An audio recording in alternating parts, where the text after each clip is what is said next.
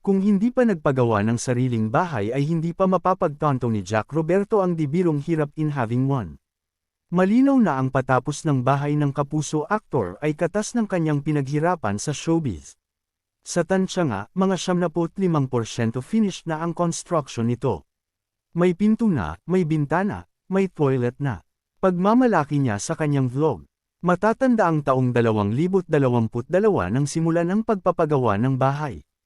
Personal na nakatutok si Jack sa every phase of the construction. Pati mga fixtures nito tulad ng mga toilet bowls ay diskarte ng aktor.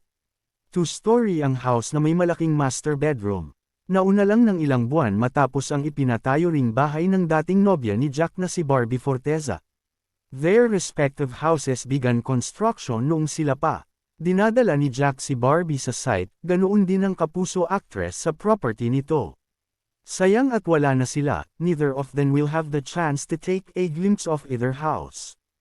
At dito nga nalungkot ang mga fans ni Jack na may bahay nga, wala namang nobya. But if it's any consolation, obvious na nakamove on na si Jack.